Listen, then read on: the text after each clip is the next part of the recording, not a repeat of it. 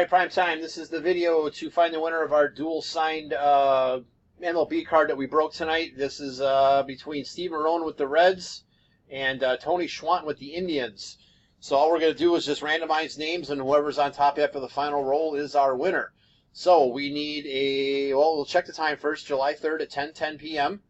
We're going to go over to, I guess we'll call it the raffle and type live. And we have July 3rd at 10:10 p.m. There are two entries. We need a dice roll of 5 or higher. There's 5. All right, here we go. 5 times. 1, 2, 3, 4. Last and final. Here we go. Good luck.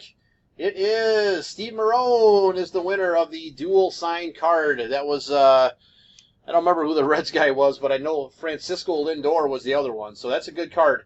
There is our verification code, our timestamp, once again, July 3rd at 10:11 p.m.